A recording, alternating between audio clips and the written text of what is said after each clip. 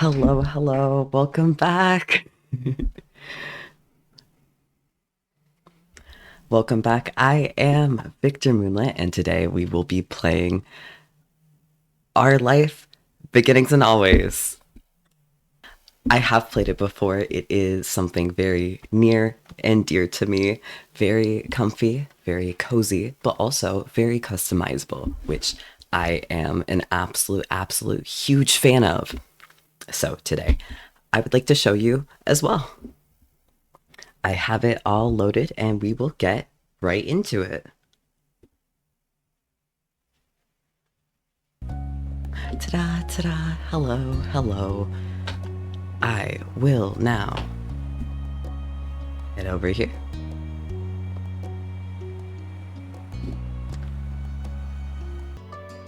Okay, here we go. Time to have our little character that we get to make today. Super cute, honestly.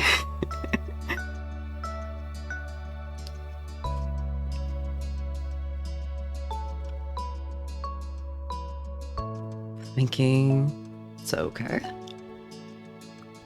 Oh, that's too pale. I gotta make the cutest character, but he also has to be me. He also has to be so me, for real. Where's the one I was finding just before? Here we go. Of course. Complete the set.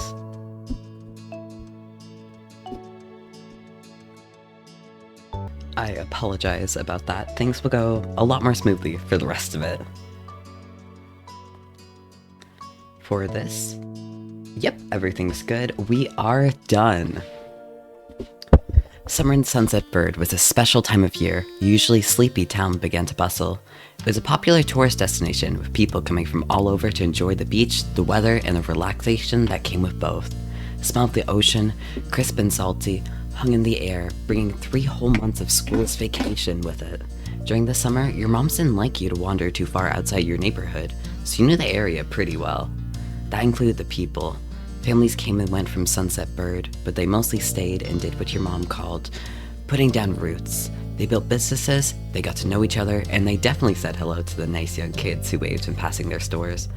Going for a walk around town mostly meant that the familiar, friendly residents waved or asked how your family was, or most often just said hello. For the choices, I'm so excited. You didn't really get why they always had to say hi. They saw you every day, but you nodded back at them anyway. You ended up saying hi to a lot of different people since most of the tourists that came and went every summer were the same ones. You're too anxious to say hi back to most of the other residents that greeted you, but they all knew you too well to expect that.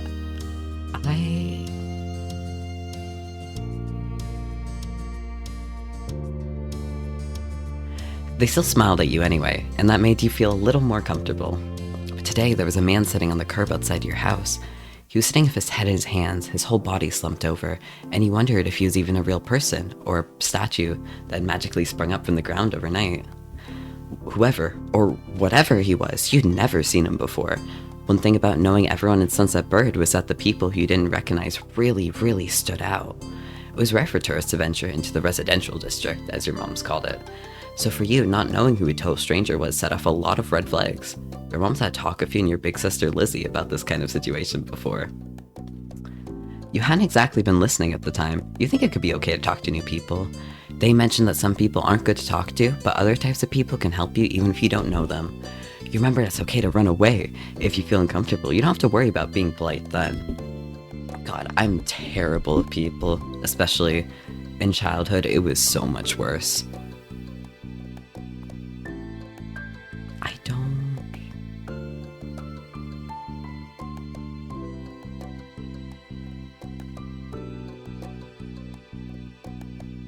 You weren't sure about this man yet. Still, you felt a bit scared knowing that he was blocking the way to your front door. But you're pretty interested. You want to know more about what was going on. Whether it was nice or not, you didn't want to be bothered. Oh my god, we're gonna meet Cliff. I'm so excited. I'm pretty interested. You slowed down, your eyes remaining fixed on the man. There was a split second where your eyes met and you knew he was aware he wasn't alone on the street anymore. Hey! You raised your eyebrows at the shout. Did he want something? Is that why he was here? The man stood up and started to make his way toward you.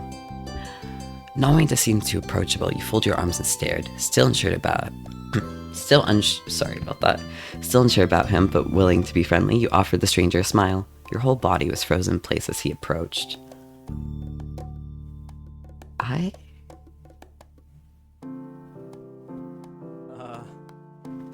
Oh my god. He's just as great as I remembered. Oh my god. Do you live around here? What's your name? You looked the man up and down, taking his tan skin and relaxed appearance. At least his clothes were relaxed, the way he was acting wasn't. He had sharks on his shorts and a stingray tattoo, and you wondered if he was obsessed with the ocean or something. While you made your assessment, he looked at you expectantly, waiting for an answer to his question. I live right here. My name is Victor.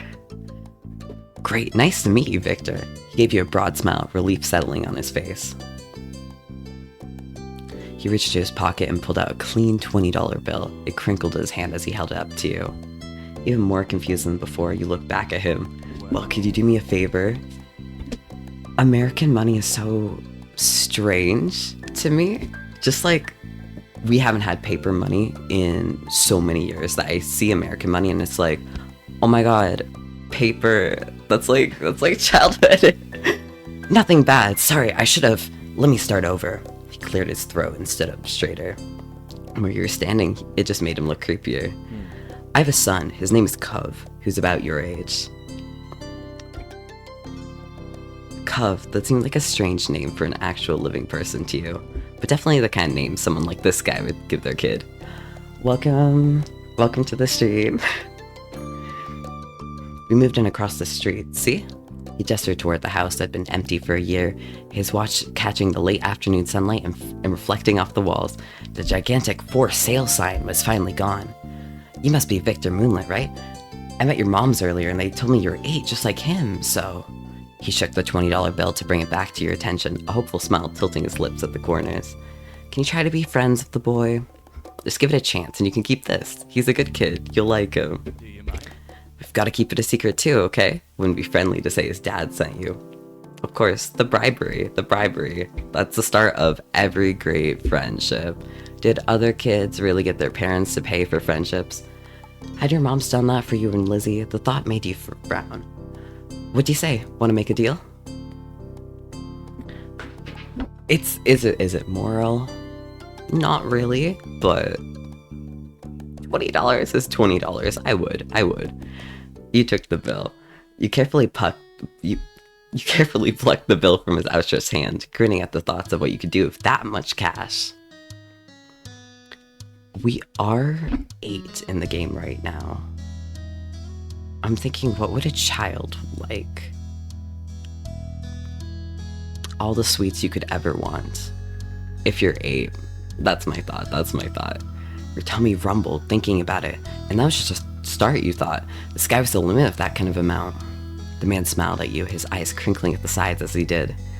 Great, that's great. I'll bring it by tomorrow. I want him to meet and greet with the neighbors today, but... Well, I don't know where he's gone off to. He laughed when he said that, but with the way his face looked, you thought he actually wanted to cry. If you can see him, can you tell him to come on home? He's got a pink cast and glasses. Can't miss it. I can try? You nodded, not totally certain that you'd find Cove, but willing to look. The man smiled and reached out to pat you on the head, paused before doing so, and then pulled his hand away instead. Your mom's already checking around for me. Such a thoughtful group you are. Now I better look too. Can't put everyone else to work while I keep sitting here. I thought he might come back, and... That's not important. I have to go. Thanks again, Victor. So much. He jogged off the street without another word. You decided to check the hills behind your house. Step 1. We're officially here.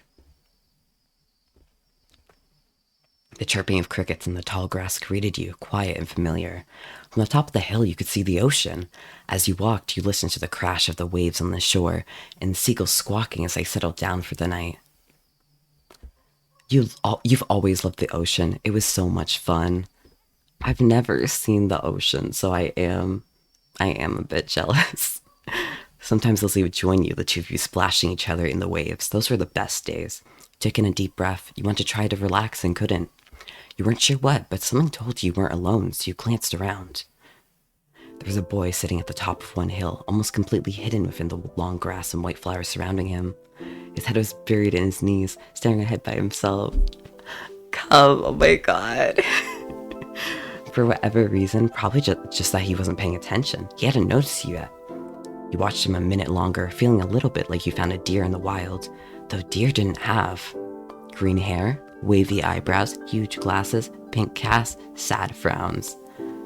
The eyebrows are kinda stupid, I'm not gonna lie. But this new boy did. You weren't sure what else in the world had eyebrows like that, if there was anything. After a few more seconds, you took a step forward, then another, and then he glanced your way. His aquamarine eyes reflected the light of the moon. You stopped, raising a hand to acknowledge him and show you weren't scary. Are you lost?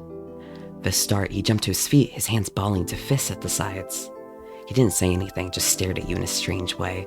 He'd been crying. There were traces of tears on his cheeks and his knees, soaking the hem of his shorts, and his eyes were still shining with a few more. You'd obviously caught him off guard. His pink cast seemed to glow in the twilight, though when he caught you staring at it, he hid his arm behind his back. Something the man earlier had said stuck out to you. Cuff? Eyes wide, he studied you. How do you know that? You touched the money in your pocket, feeling it crinkle beneath your fingertips. I met your dad. So, this is your hill?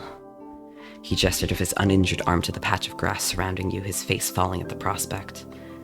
I can leave if it is.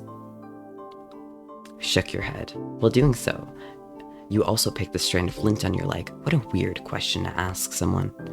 Oh. He sat back down with a thump, resting his chin on his knees again.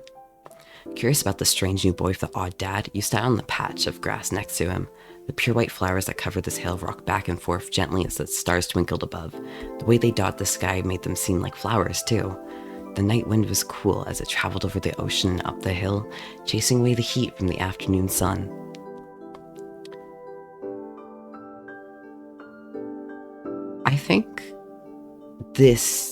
I want to know this more. Why'd your family move? A quiet hiccup escaped Cub as soon as you asked the question. Almost like they'd never stop, his tears started up again with a vengeance. My parents, they don't want to live together with me anymore. The tears fell fast and heavy over his flushed cheeks, sticking in his dark lashes. My mom made my dad leave and he took me with him. And now we have a house here and I want to go home. The outburst took you off guard. By the time he was done wailing, Cub's chest was heaving with exhaustion. He sniffled and removed his glasses, wiping out his eyes with the back of his hand before he put them back on again. I hate this place. I want my real life back. I want my mom. I'm sorry. He slipped his hands underneath his glasses and pressed his fingers against his eyelids. Cub wound himself up again for another long crying fit. You felt bad for him, being forced to come here with no choice. Couldn't imagine what it'd feel like to live with only one of your moms, but it must be pretty hard. But from way off in the distance, you heard your parents. Victor! Cub! Kids, where'd you go? As Cub looked at you, tears still clinging to his cheeks. Don't tell them we're here. I don't want to go back to that house. I want to go home. You know what? He's pretty upset. It'll be okay. He needs that. You're struck by a sudden need to reassure Cub. It's not gonna be all fun, but isn't he your family too? Yeah, I guess. Then you count on him when you really, really need him. Shot him a grin and pushed yourself to your feet. Slowly, Cub stood up with you, still looking a little reluctant. His dad's voice rang out again. Cub, can you hear me? He looked towards the sound of his dad's voice, silent, then turned around while rubbing his not-bandaged arm. Sorry, I still don't want to go. You waited silently with him. Yeah, I get it. You do? Before you could answer, you heard Cub's dad even closer than before. There you are, bud. A trio of parents appeared over the curve of the hill. Instantly, all their eyes landed on you and they rushed over. Both of your moms were at your side in a split second, faces filled with worry. Victor, you're here after all. We'd been at the park to check for Cov and then heard what happened earlier when you met the new neighbor. Thought you might have gone off further away. They're drawn so nice. Oh my god. We're okay, don't worry. Thank God you're both fine. Were you two having fun out here? He looked over at Cov, who's wiggling against his dad's tight hug and pushing at his arms.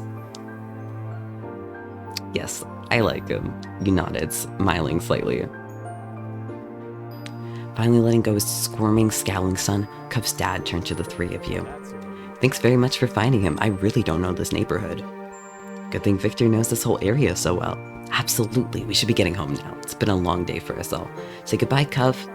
Bye. The two of them walked off to the darkness, heading toward the neighborhood. Watched Cov's bright pink ass till he disappeared. Tell you what, we'll have a proper playdate tomorrow, okay? Oops. Your new friend's dad wanted to bring him by to see you and Lizzie. How's that sound? Sure. Can I show him my stuff? Of course. Then okay. Both your moms laughed, the sounds overlapping to a warm, familiar chorus. Mommy put her arm around your shoulder and led you towards the path. Satisfied and more than a little ready to go to... I fucked up. You know what? We went home. That's what we did. Choose your feelings for Cov. This is how you feel towards Cov for this step. It can change in later steps.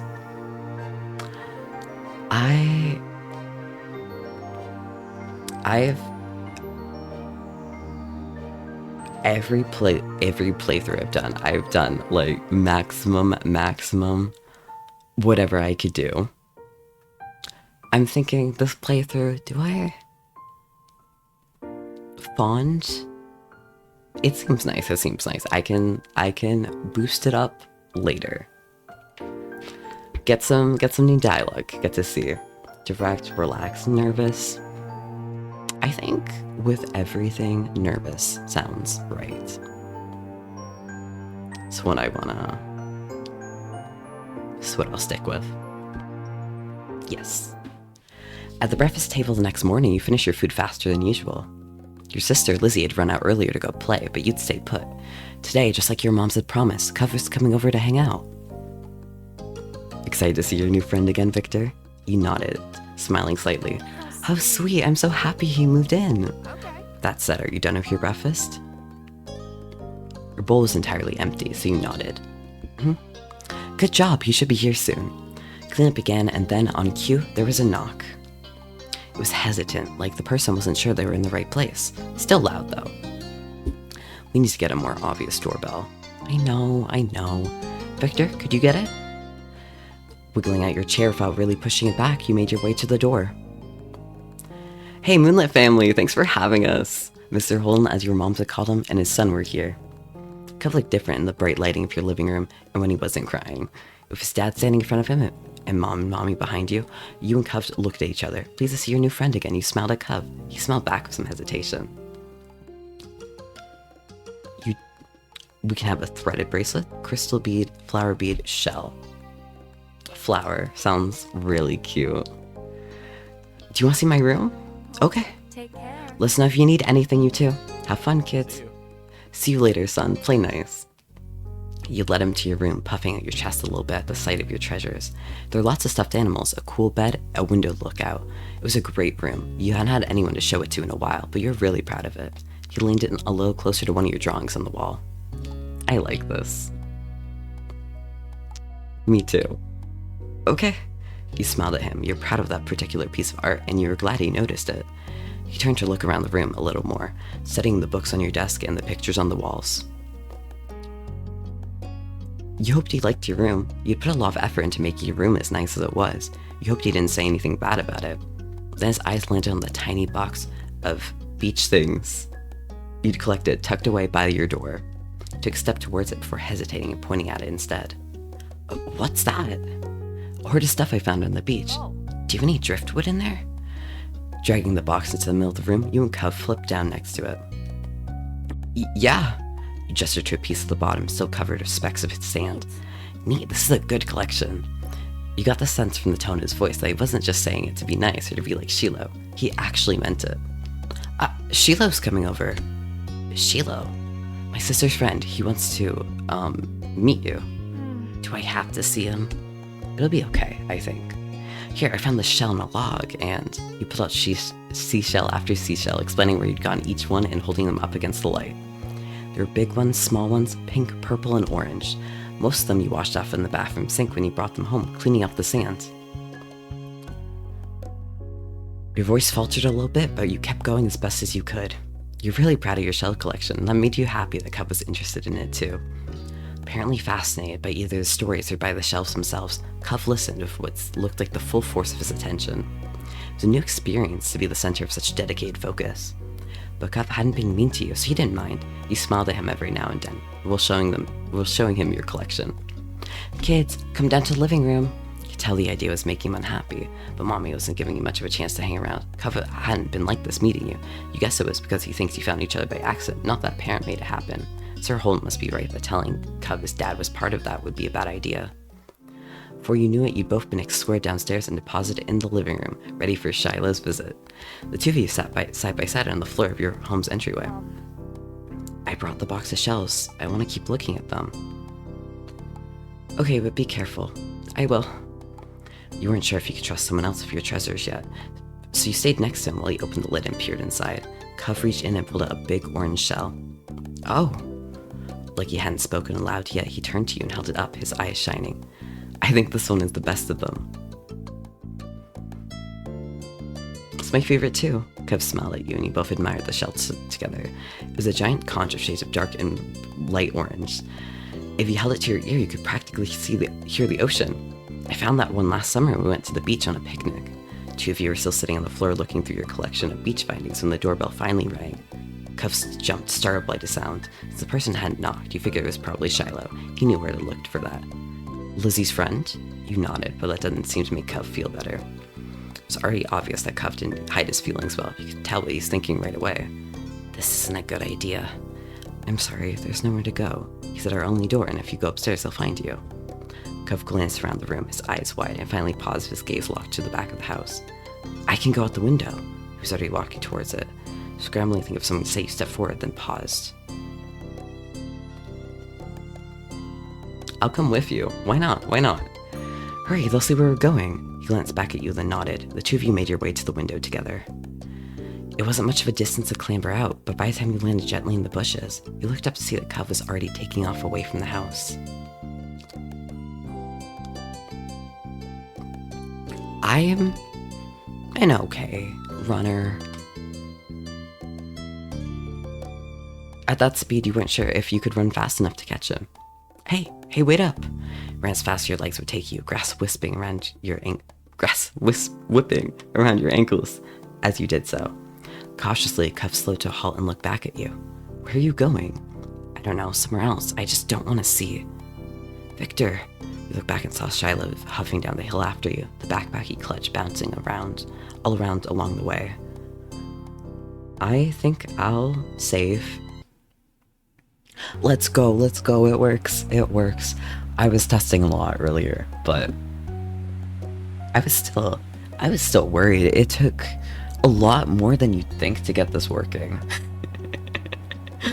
I don't know what was happening there, but I do have from earlier. It's just in the prologue right now. Oh, that's why it was in Windows.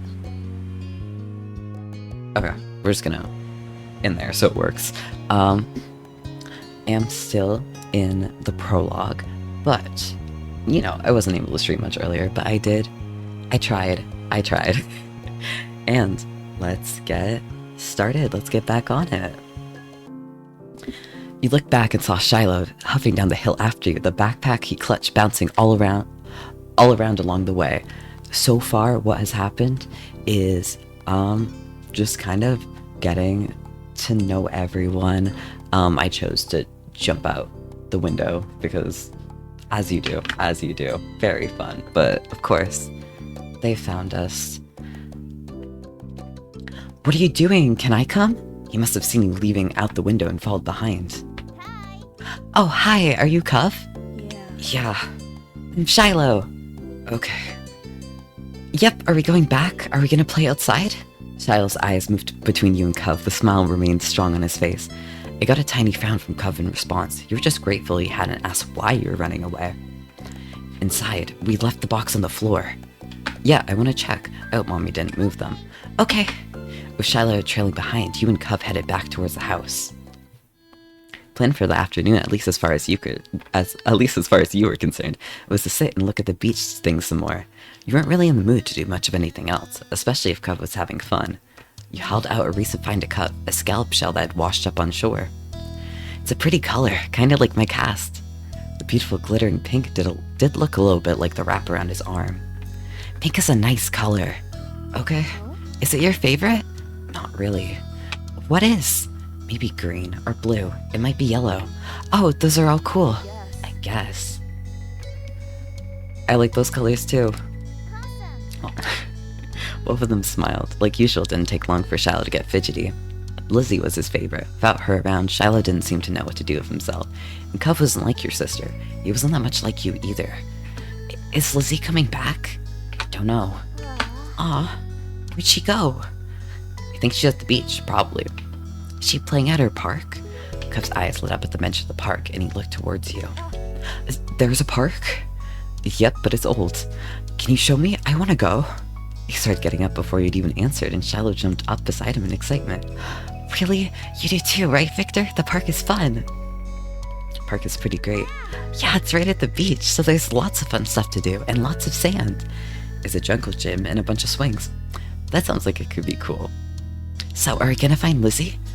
I don't know. I never really wanted to see her. I just want to check the park out. Drift out any direction, Shiloh finally turned to you. Okay. He perked up. Both boys wanted to go. It was only fair. After getting permission from your moms, the three of you were ready to head out. It was a short walk to the park. Lizzie had convinced your moms that it was so short she should always be allowed to walk there by herself. When you found her, she was hanging on the jungle gym, swinging back and forth. Hey, Lizzie! Her face lit up when she saw you, her big brown eyes going wide. Victor, Shiloh. Hey. I have no idea what to do with voices. I'm still figuring it out. She dropped to the ground and landed with a soft thud in the sand. In a split second, Shiloh had abandoned you two and scrambled over to stand by her. You're used to being left out when there's just the three of you, but now Cub was there. You wondered if he'd leave too.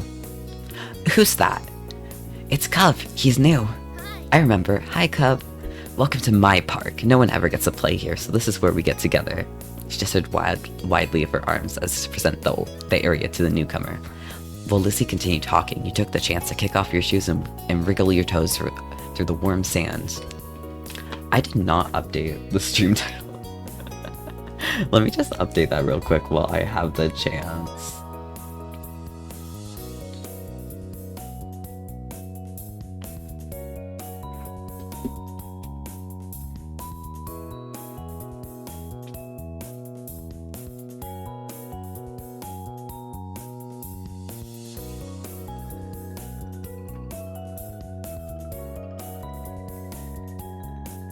There we go. I hope that is updated on your end. I didn't switch the category either. I hope this is updating on your end. There we go. There we go. We will see. I'll end up seeing after this what it does in any case. While Lizzie continued talking, you took the chance to kick off your shoes and wriggle your toes through the warm sand. Nice, huh? In this neighborhood, I'm the one who comes up with the ideas. You are? Yeah, I am. Who else could handle the job? Lizzie's the oldest. By a lot. My mom said you're Victor's age. Yeah. Thought so. I'm still the only one in the group with double digits. What about the other kids? Other kids? There aren't any. We're the only kids here, and Shiloh's just visiting from our place.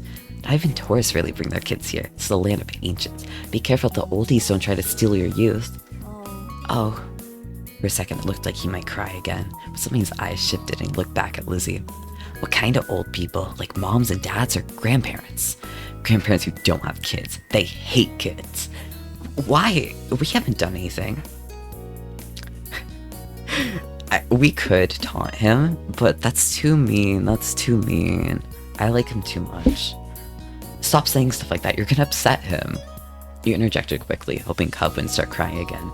He sniffled, his forehead creasing with worry. Lizzie was staring Cov down, but Cov wasn't even looking at her anymore. He didn't seem to care if she was there. He went into his own head. Charlotte was the next to speak, completely unaware of the situation.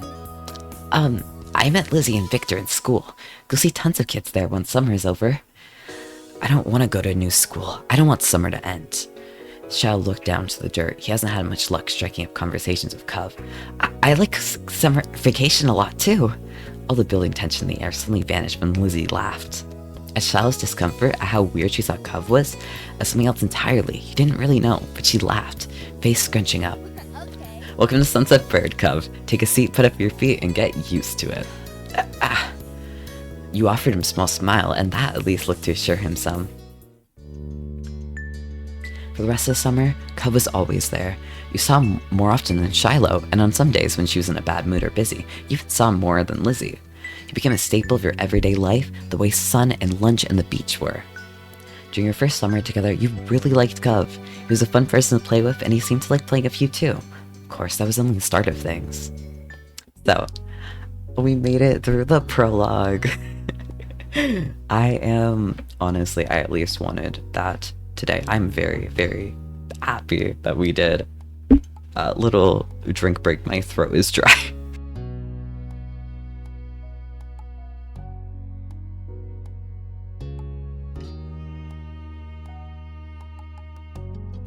Okay. What should we do? I don't have the DLCs. So it's just kind of what's here. I have played the DLCs, but I didn't pay for them. I don't have them today.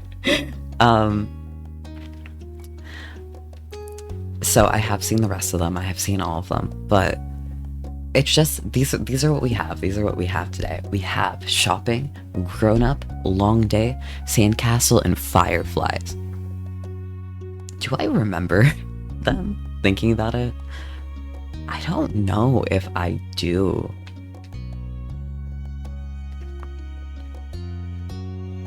Fireflies, I think, is very, very heartwarming, somber. What I remember, shopping is more of a really. Shopping's fun. Shopping's fun. I don't remember the others. I want to start with what I know. Come back before it gets dark, alright, sport? Familiar voice drifted across the street and drew your attention away from the snail you've been watching inch slowly across the pavement. Cov waited in front of his dad, pushing his green hair back off his face from where the breeze was blowing it over his glasses. He looked to be paying only a mild amount of attention as he was being handed a few slips of green paper. It reminded you of when you'd first met Mr. Holden, although he's probably not paying Cov to be friends with himself. Cov's dad seemed to feel your gaze somehow, or maybe he made a noise because a second later his eyes were on you. He waved you over with a smile.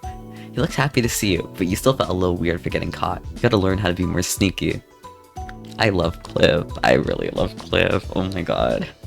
Every time I see Cliff, it's like, holy shit, holy shit. You brushed your hands together to free them of sand, then jogged over to join the two, smiling at Cov first and then his dad. Victor, hi! Good to see you again. What excitement are you up to today, Victor? Nothing. You toed the pavement in front of you. It'd be nice to tell him about the snail you found, but you didn't know if they like snails. After you finished answering the question, Mr. Holden's attention returned to Cov, who was preoccupied with folding the bills he had into a tiny rectangle. Sounds fun. It does. You weren't sure about that. You know, Cov was about to hit the stores by the beach. Why don't you go with him? Gave a ready nod, turning to squint in the direction of the stores like you could see the goods they had to offer all the way from where you stood. Oh, is that okay? Yeah. I don't mind. Great, I'm sure you guys will have lots of fun. Mr. Holden reached into his pocket and pulled out a leather wallet filled with money. You found it odd, since your mom's only ever seemed to have cards in theirs. Here. He leaned in to pass the crisp 10 to Cov, giving him a wink and a whisper. Get something for your friends, too. Sure. That's my boy. Cov's dad ruffled his son's hair as he was straightening back up, the bill in his hand still held out towards the green-haired boy. Take care! Cov accepted the bill after a second and slipped it into his pocket. Then with one last nod to his dad, he turned and started walking. He followed after him, intrigued at the possibilities this outing might bring. Cov strayed towards a gentle tide, creeping up the sand, and he fell into place beside him. It was a nice day. The sun was shining, and there weren't many clouds in the sky, though the wind coming off the ocean kept it from being too hot. You took in a deep breath, enjoying the scent of salt and ocean air. When you looked at Cub, he was dragging his feet through the sand a little, and you slowed down to wait for him. His eyes searched the ground intently. What is it? Nothing. He kept staring down at the ground, though. You bit down your lip a little, wanting to say something else, but not knowing what. The comforting sound of the waves filled the silence with pleasant white noise, and you played a little game for yourself as you walked along, getting as close to the water as possible without getting wet, resulting in you having to run up the sand quickly when a wave rushed in more than a few times. Although Cub threw a few glances your way, he didn't say a word. What do you want to go to the shops for? I need a new sand pail. Yeah, what happened to your old one? Cub narrowed his eyes, seeming to think deeply for a second. It disappeared. What? Really? Cub ducked his head down, lacing his fingers behind his back. It didn't seem like he was going to continue, so you nudged his arm. How'd that happen? Well, Cub opened his mouth and shut it again, considering. I took it to the beach one day. Uh-huh. When I got home, it wasn't anywhere. You left it there? Nope, it wasn't at the beach when I went back. Then you lost it. It disappeared. What about you? What do you do out here? Have I ever been to the beach?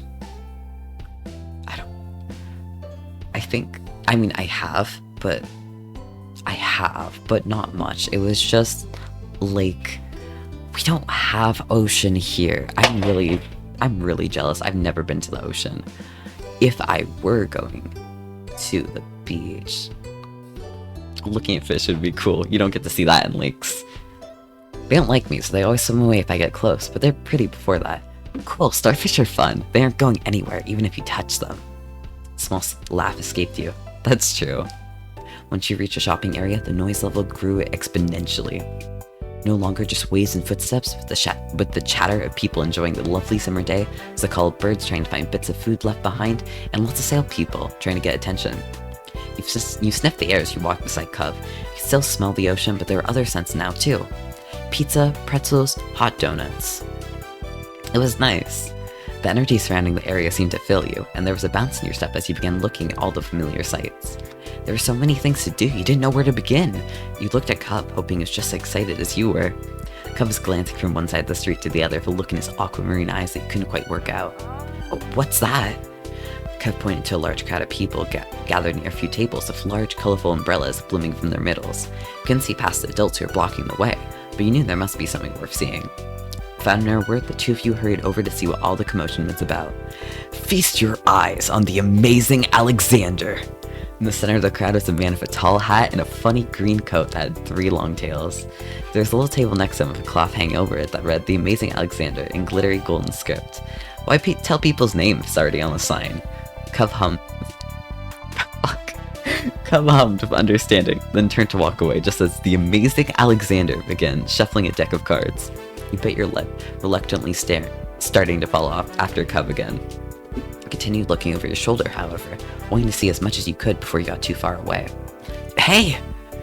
Not watching where you're going proved a bad idea as you bumped right into Cub. Oh, sorry. Did you want to stay or something? If that's okay. He briefly lifted his arms up off his sides before turning them to place. You could have said so. With that, it began. The magic man pulled one card out the deck, showing it to the curious onlookers. It was a 4 of diamonds. Watch closely! You did, squeezing through a few of the adult onlookers to get a better view. Suddenly, the man snapped his fingers and the card just disappeared. Whoa! Amazing Alexander, who had earned his title, turned his head and looked directly at you. He reached out with a kind smile. What's this behind your ear? Nothing. It was true. You didn't keep anything there. Oh my god. I know they're like 8, but seeing the sort of like childlike joy, wonder, they fucking nailed it. It's so fascinating to see. He smelled like popcorn and candies when he stepped closer, and you wrinkled your nose in confusion as you watched him. You felt a tug, and then he pulled the 4 diamonds out from behind your ear. You knew that couldn't really have come from your ear, but you still didn't get how he'd done it. There was slight applause from the crowd, and the man gave a deep bow. This is for you. The magician plucked a pair of balloons from a clump of them tied down to his table. Both were in the shape of a dolphin instead of being a normal circle. And one for your friends, too. Thank you for being my assistant. Wow. Now you really gratefully chose you. After that, he went to someone else in the crowd. Pick a card, any card. My uncle does that every time he visits. Not the balloons, the stuff of cards. Cub spoke plainly, reaching over to take his dolphin that had been designated for him. At least he had a fun time. You saw a magic trick and you caught a great balloon. That was more than enough to make it a worthwhile event. Muting. Beverage.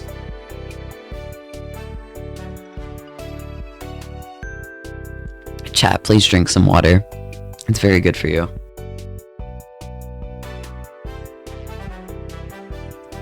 Okay. Thought that if you thought that if you could find a card to practice with, then maybe you could make it disappear too. The crowd started to clear some, and you noticed on the side there was a whole rack of brightly colored kaleidoscopes on display. Kaleidoscope, Rubik's Cube, Magic 8 Ball. Do I care about any of them? I'm thinking, if we walk past it, is there going to be something else cool, or are we just going to skip it? Because I don't want to lose the chance for there to be something cool. Magic 8 Ball, I feel. I don't care about kaleidoscopes, and God, I don't know how to do Rubik's Cubes. I've tried. It's lost on me. Oh, you shifted your balloon string to the other hand so you could hold it up in front of you. Then you thought of a question in your mind, shaking the ball and hearing some kind of liquid slosh around inside it. Once you'd given it a good shake, you held it upright, waiting for the answer to appear. Concentrate and ask again. You wrinkled your nose and set the magic 8 ball back on the rack. It wasn't the answer you were looking for. You followed Cove around to the other side of the stall. He went under the awning, careful of his own floating dolphin, and you joined him. Do you have places like this in your old town? Cub blinked at you for a moment, and you wondered if you shouldn't have asked. You know how much you missed that place. Not really. Not an understanding, looking over at the stalls nearby. Cute. Oh my god. Well, Cub, look at Sam Pails. You're drawn to a table of colorful keychains laid out on it. They're sewn in the shape of sea creatures, and there's a plaque that read "Handmade" standing proudly in front. There are lots of different types. You saw a dolphin, a shark, a crab, a turtle. The crab is so goofy, but the shark is like, hand me that. That's so cute. That's so cute. I wanna hug, cuddle. Your hand stopped on the shark, a devious smirk filled with sharp teeth on its face. You weren't supposed to go near sharks in real life, but there's something about the shark you liked, and the fabric on its back was soft when you picked it up. You were instantly enamored. Checking the price though, your heart fell. $6. You didn't know much about money, but you thought that was a lot to spend on one thing. I know this is US dollars, and this is a while ago. But man, imagine if it cost $6 nowadays. That would be so nice. You rarely had more than a $5 bill to your name. Though it changed the day you met Cub and his dad. You still had the $20 bill Mr. Holden gave you hidden away in your room. It was a grand sum of money, but you couldn't spend something that was at home instead of in your pocket. Maybe you'd have to ask your mom to bring here again one day, now you knew what you wanted. Is that what you want? Huh? Oh. It's $6. I didn't bring any money. Alright. It's fine. I'd feel bad. You don't have to. Cub didn't mind that. He took the keychain from your hands, and that was that. He was holding a small yellow bucket for himself, too. I was gonna get you something. I already got the money for it. You were a little nervous, but happy of your purchase nonetheless. It was nice of Cub's dad to let Cub buy something for you, too. After Cub paid, two of you stepped out of the store side by side, your balloon dolphins knocking together and spiraling around in the air. You watched Cub hold up his new pail to his face, examining it thoroughly. Hey, Cub. Yeah? Does your dad always give out money like that? That's a great question, but we should be polite. There's something about games that always makes you want to be polite, even though it's like, yeah, that would be better to ask. It's like, we gotta treat him like a person. It doesn't matter that we're playing a game. It's alright. It wasn't clear if you really knew how much you appreciate it. What? I'm going to thank him for the keychain, but instead just shook your head, smiling. Cuff raised an eyebrow but didn't push the issue. Cuff looked further down the street where different food carts were lined up. He rested his non-cast arm over his stomach, and just as he did yours, let out a light growl. You hadn't eaten since breakfast, and after all this wandering around, you were definitely ready for some lunch. Let's get some food. Yeah. The two of you wandered around a short while, looking at all the delicacies that were available. Everything looked delicious, and as the different smells, both sweet and salty, wafted over to you, your stomach growled even louder. After passing up on hot dogs, snow cones, ice cream, and pizza, you both agreed on pretzels. I've got something sweet and cinnamony, and you... That sounds so good. Plain, cheese, sprinkles, chocolate. Cinnamon, sugar, or chocolate. I love sweets. I have such a sweet tooth. It's like, yeah, there's cheese, but like, we could get sweets. Cinnamon or chocolate? I'm feeling chocolate right now. You licked your lips hungrily as the vendor handed you your pretzel over, ready to take a big bite. It had tiny marshmallows on it and was dripping of chocolate, just how you liked it. Hot chocolate themed. Your mom didn't like you to eat too much sugar, but this was a special occasion. You found an empty table close enough to the beach that the grit of the sand made terrible noises when you dragged the chairs out to sit down. These balloons are gonna make it hard to eat. Kev placed his bucket on the table as he stared at his still balled up hand that was wrapped around the string. You opened your mouth to agree before an idea hit you. I know. After carefully placing your pretzel somewhere it wouldn't get sandy, you tugged the balloon dolphin out of Cub's hand and tied it in a delicate bow around his wrist. Oh. Cub bounced his arm up and down in place, testing the stability of your knot. After watching his balloon jostle around but remain attached, he smiled, satisfied. Could you help me too? I can't tie it to my own wrist. He repeated the ritual. Cub struggled somewhat with the cast for sticking his fingers on one hand and a string already tangled around the other. Okay. Got it! The two of you spent a moment admiring your handiwork, both hands now free to allow easy munching on your pretzels. You bit into the doughy treat, savoring the taste on your tongue of a smile as you looked out over the ocean. After a time you finished your pretzel, you were done before Cub. It was boring not having anything to do. Pulled on the string of your balloon to bring it down to your level.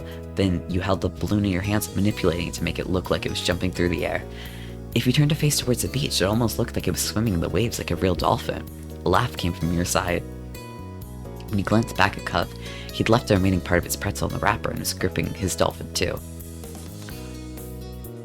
Mine's name is Merryweather, the Prince of Dolphins, Splash, Movie Star, Cherry, Alien, Sam, Regular Dolphin. It's too boring. Princess of the Dolphins is so... It has whimsy. It has a whimsy. He wears a crown made of seaweed and all of his friends are merfolk. Every now and then he'll make friends with a kid and let them ride on his back. You sighed, wishing you could meet a real dolphin like Merryweather. What's yours? Cuff considered the question, placing the balloon against the table and resting his free arm across it in contemplation. It's... Flip pop, the dolphin exploded into ribbons. Oh no! For a question, I'm not wording today, oh my god. For a second, all Cuff did was gape in shock like you. Then his cheeks puffed up, squinting his eyes, and you saw his tears start to glisten. Victor, making a joke would be so rude, what the fuck? Alexander could probably give him a new balloon. On one hand, I wonder if it would be shameful to bring it, but on the other hand, not shameful as in like, it should be, but like sometimes you feel shame even though you're not, there's no reason to. But it feels like the right choice. Maybe the amazing Alexander's still there. I'm sure he'll give me another one if we tell him what happened. After a long second, Cuff gave a tiny nod of his head. He took his hand. He took hold of Cub's hand. He brought his gaze back down and gripped yours in turn. Two of you wandered up and down the street, but you saw no sign of the amazing Alexander. Finally, you were forced to give up. Still, it seemed to lift Cub's spirits, and that was good. The passing of Cub's balloon was the last major event of your adventure. In the end, the two of you headed back late that afternoon. I feel bad for not getting him his balloon. You separated on the beach, and while Cub went straight home with his brand new sand pail in hand, you decided to sit for a while.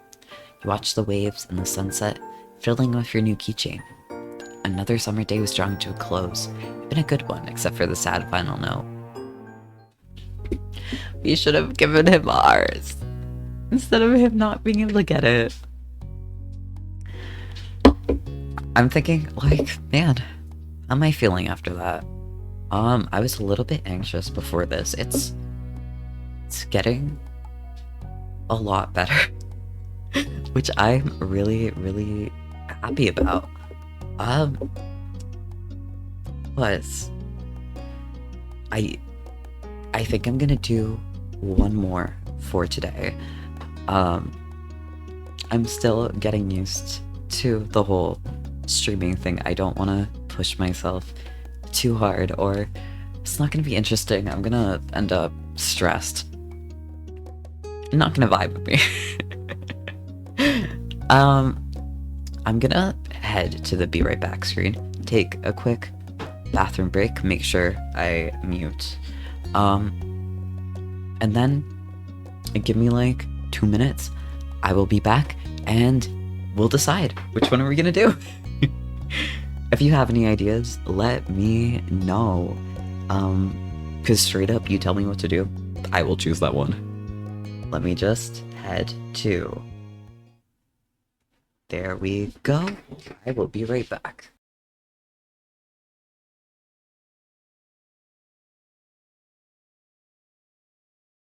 Hello, hello. Thank you for waiting. I am back. Let me switch over back here and we will decide what we're doing.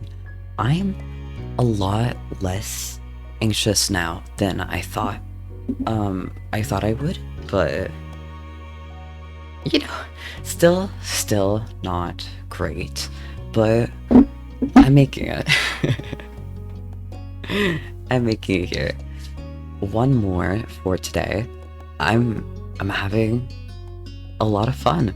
I'm thinking for next week. I haven't made my schedule yet. I have one more and then I'll finish the rest. Next week, it's 3 p.m. right now. 2 p.m. EST, Tuesday, same day. Yeah, now that I've said it, yeah, that will be on my schedule because this is really nice. I want to keep doing this. Firefly's the other one where I remember it being nice. I'm thinking, do I want to leave that for later? Thematically, it feels like I should leave it for last. Sandcastle feels pretty chill. It's what I need right now. Cub wasn't able to do many things that summer. When him and Shiloh sat out on the shoreline one bright morning, you can tell he wanted to be in the water. Oh my god, Shiloh! But there's no way he'd be swimming anytime soon, not with his cast. The waves watched a single shell to shore. Tongue twister as hell. Glittering in blue, another reminder of the places he couldn't go. From what you'd heard about Cub's old life so far, in tiny pieces and fragments, you could tell that he'd do anything to be able to get the cast off. Possibilities of what he might get up to made you anxious. You thought about how his summer last year must have been totally different from this, his old home and his mom and dad. But now he was here with you and Shiloh and Lizzie and everyone else, and he couldn't even go in the sea. His town wasn't bad, it had all your favorite things in it, but sitting there on the same beach you'd grown up on, you could understand that not everybody felt the same way about Sunset Bird as you did. Watched him through the corner of your eye quietly, and he finally said aloud what you'd been pondering. I wish I could go in. The water? Yeah. Oh, I'm sorry. You're gonna be able to do it soon. Cub only said in response. Apparently soon wasn't soon enough. Fun fact. Shiloh is actually from GB Patch's previous game, XOXO Droplets. I've played a little bit of it. It was not my favorite, but I feel I'm so amused because I really feel like with everything they've made, the quality of their writing has absolutely like skyrocketed. Like some of the DLCs for this are impeccable, amazing in a way that you go back to some of the rest of it and it's like, This does not hit the same, but Shiloh is actually from their previous game, which I feel like that's a good idea to play on stream. I have a document of stream ideas. I'll put that on it after I'm done with our life. I think that would be a good idea. I'd like to do that. There is one more character that you can get from XOXO droplets, but you're not gonna see him for a while. I don't even know if you can see him without the DLC, to be honest. Hopefully, fingers crossed, praying. He's not great, but I want to see him again. It's so pretty, the ocean. And huge. There could be anything out here, like mermaids. Yeah! Wish you didn't have a cast, is so fucking rude. Swimming might be fun if we could, but it's not like there's anything we can do about it. Obviously not interested in hearing much more of your input on the situation. Cuff turned back to the water, but as he looked away, something about Shiloh's slow, careful movements caught his eye. Hey, are you building a sandcastle? Sort of. I was only playing around while you were talking. I'm listening. Maybe I could too. I've only made big piles before. It's nothing special. I'm sure you'd be good at it right away. Well, how do you do it then? Shiloh's cheeks lit up. You could tell he was a little bit uncomfortable to have Cub's expectant stare on him. I'll play too. Never really made one before. Okay. Put his hands back to his seashells and sand and nodded. I don't do a lot. Here's how I like to get a house started. Shiloh, focusing more intently than you'd ever seen him, guided the two of you through his process. Didn't take long for the three of you to each have humble structures prepared. That's all, kind of. You can do anything now. Like, make it bigger, add some seashells, carve a pretty pattern. I bet you'll have great ideas. I'm gonna make it bigger. Mine's gonna be a real castle. Cool, this is gonna be a house. Looking at the base of your sandcastle, you decided to make house, castle, mansion. Mansion it's very extravagant. It's very, do I want to go homey? Do I want to go extravagant?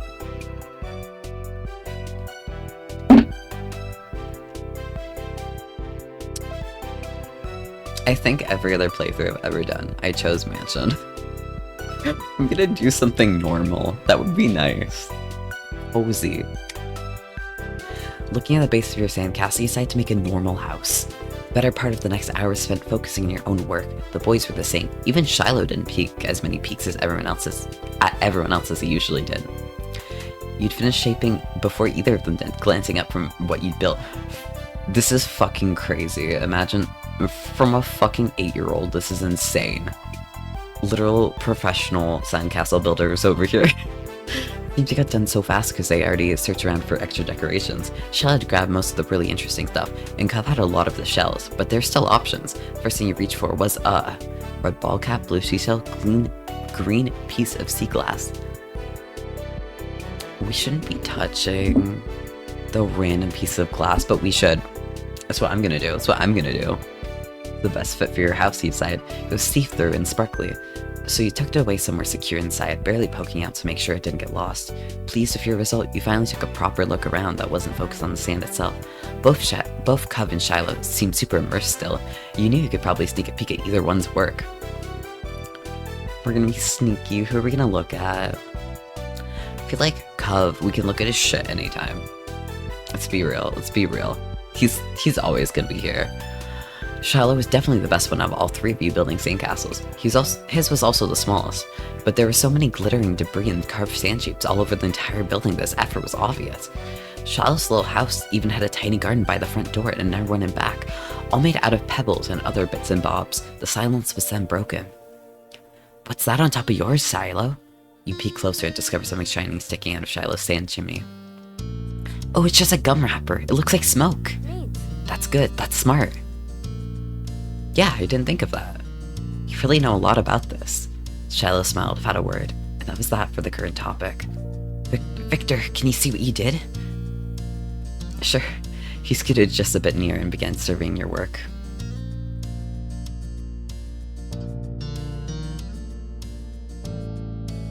I keep muting. My throat is so dry. I am hydrating the fuck out of myself right now. Built a comfortable little house with a tree in your front yard. The tree had been hard to keep standing up by itself, but it turned out pretty well. Charlotte quickly decided to jump in the new conversation. Hey Victor, what'd you do? I made a house.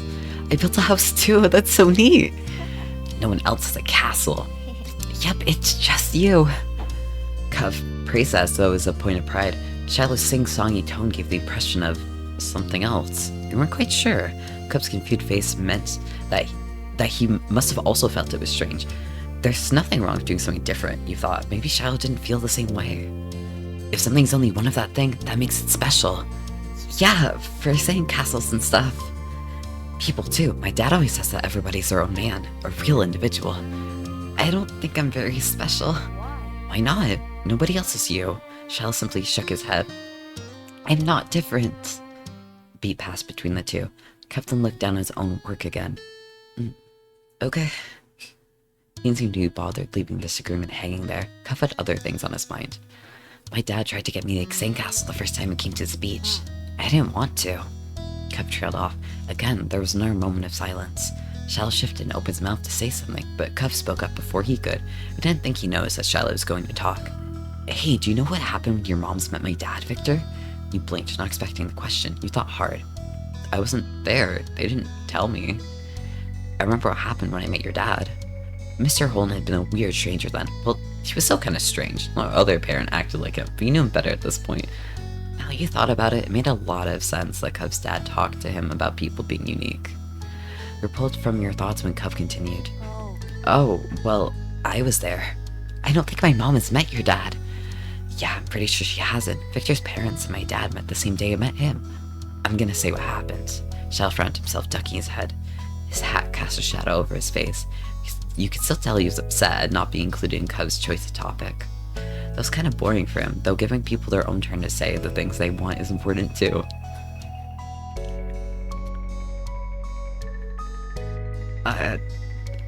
We've heard the story, but that's kind of rude, but do I wanna? I really wanna know what he's gonna talk about. I really wanna know. Huh? We were talking, just not right now. I'm talking to you, he can listen. Shell's expression barely flickered out the words. He still looked put off. He'll continued like the interruption had happened. Oh, okay. It doesn't matter, alright, cool. He was determined to tell the tale. We moved here, we didn't bring a lot of things like that with us. Only some stuff that would fit in Dad's car. We didn't even get a moving truck. I sat in there while Dad brought it all inside. I didn't want to get out because I knew Dad would make me look around the new house. I really didn't want to do that.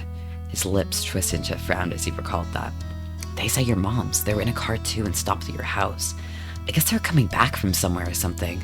My dad noticed. He waved his hand, then went over to the front of your house where he started talking to them. I didn't know what they said. I couldn't hear it. But he couldn't see me anymore since he was looking the other way. So I opened the car door and left. I wanted to get away. I went behind the houses. I found those hills there. The one where we met for the first time. Cub nodded and stared at you. You stared back. He didn't go on to say anything more. Is that it? Cub's brow wrinkled like he didn't understand why you're so surprised.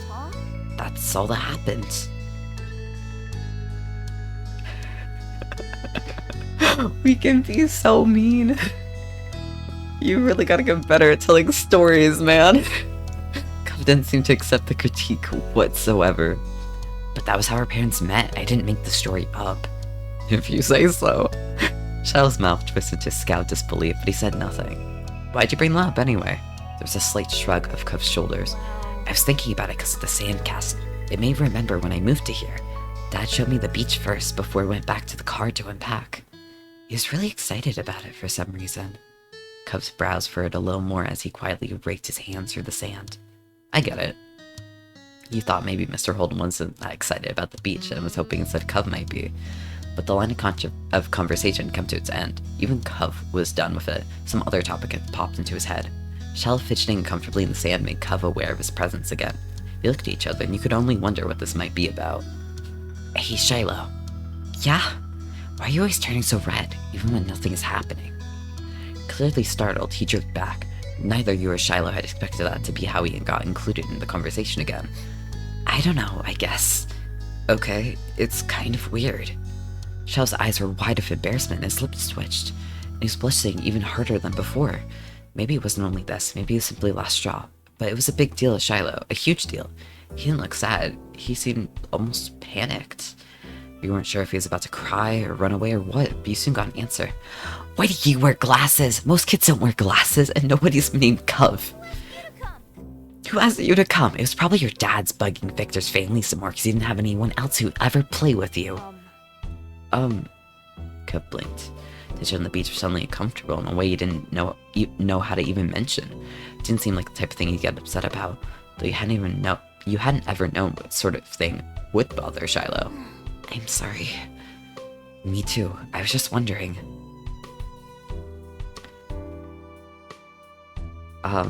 Should we divert? Seems like the only thing we can do. Hey, let's build in our sandcastle. The day's gonna be over soon. Ah, Victor, you're right. The sun is going down so fast. You all went back to making more sand buildings, but the whole mood had changed. Child's cheeriness was clearly gone, and Cuff looked as confused as ever about why the other boy had blown up. The air stayed uncomfortable the rest of the afternoon, right up to the moment that Child's mom appeared on the beach to take him home. At least you tried to do something to resolve it, though, and it seemed like it'd help. Even though Child's smile when he said goodbye to Cuff wavered, it stayed as bright as ever for you. I had to count for something. But with Shiloh gone, the sun going down, you knew it was time for you and Cove to head to your own houses. You followed him as he made his way out of the sand. The walk home was quiet. You passed by familiar landmarks, shoes thumping against the sidewalk in near perfect unison. Cove was clearly caught up in thinking about something. You asked Cove what he's thinking.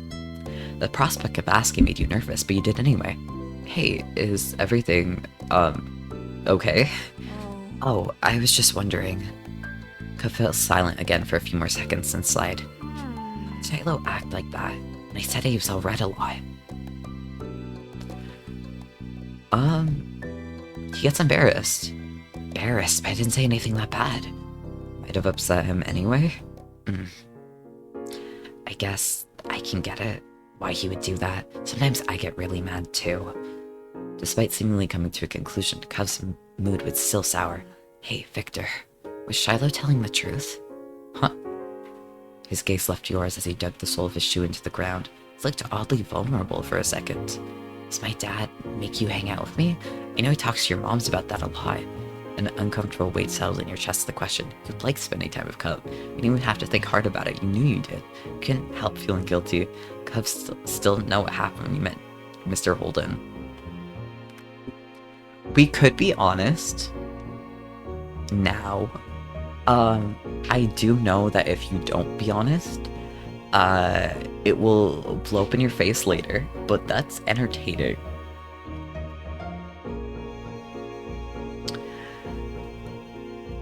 The right thing to do would be honest, but I kind of want to see what happens later when we don't. The middle ground.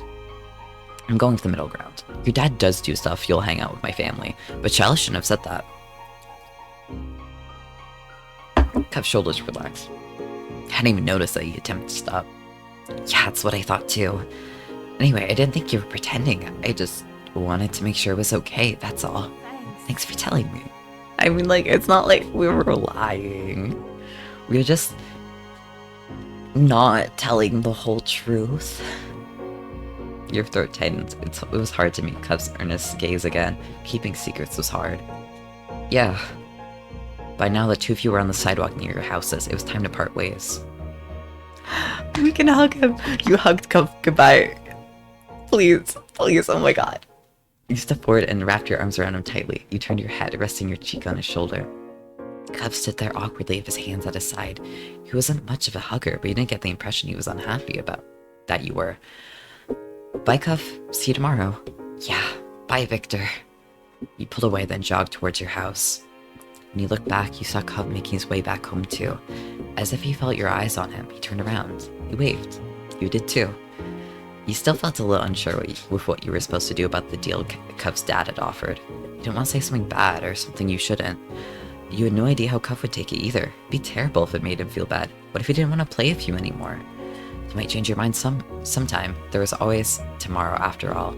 But for now, it was definitely something that you'd keep to yourself. With a final look, you went inside your house. And that is 2 steps of our life. I'm gonna save this. I don't need the save, but let me just save both of them. It's cute. It's like, why do I don't need the save. I just want to see my little guy, to be real. Thank you so much. Let me switch over to, here we go. Oh my god, I did not turn on the BGM. My bad. Let me turn this off. Here we go. Thank you so much for coming to my first gaming stream. I mean, technically I did stream for a little bit earlier, but, you know, combining them into one thing. Technically, I took a break for like an hour and a half and then I went back on. I can consider it my first gaming stream. Thank you so much for coming. I'm happy that you stayed all the way to the end. Thank you so much. I will be doing this again. I decided when I took a break between steps that the next time will be next week, Tuesday, 2 p.m. Let me just check the date real quick if it will show me a calendar. Will it? I have no idea what day that is. You know what? Whatever day next week, Tuesday is, it will also be posted, it'll be posted at the very latest, Friday, Saturday, Sunday, before the week starts, or Sunday, worst case scenario. It will be posted, on all of my social media. You can just look for Victor Moonlit, and I'll be there. It's also linked on my Twitch. I will have to, I have 2 VODs now that I will do a little bit of editing, cut a little bit, just because it didn't go well last time, so I will be cutting a little bit out, but I will upload that to second YouTube VOD channel, Victor Moonlit VODs. If you're watching the VOD, that's where you are right now. Hi. I'm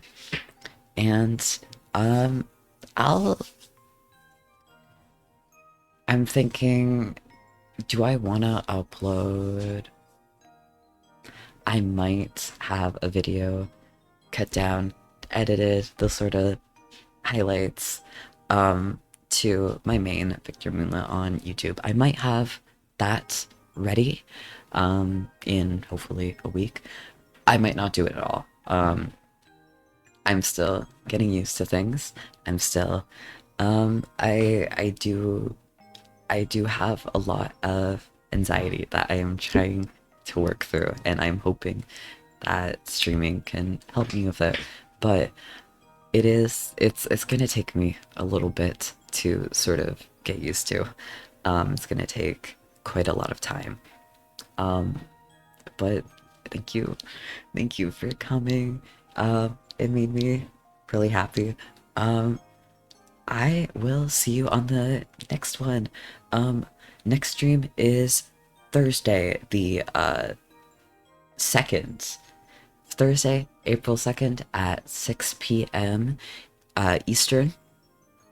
I will be having my first art stream. Everything's kind of a first when you've done like 3 streams total. But you know, I will have an art stream. I'm very excited for that. I'm not entirely sure of what I'm going to be drawing, but my thoughts have been on, designing a Twitch emote on stream from beginning to end. I'm thinking I have one that's mostly done except for fixing the line art and some shading. But there's still a couple more I wanted to do. And so I'm thinking I should probably have a couple streams where I do that. I think that would be fun. It'd be very fun to get it involved. Even if I don't have emote slots, I haven't actually checked. They will be used when I can. I actually didn't check, but that's what I'll probably be doing that. Thank you so much for coming. I'm gonna head to the ending stream. Goodbye, goodbye, goodbye. I'm Victor Moonlit. I hope you come back.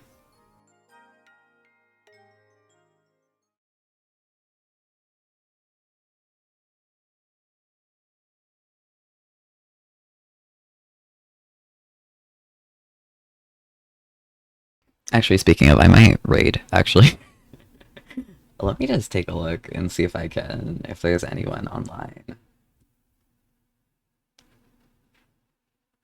You might have a raid, you might not. You'll see. Thanks for coming.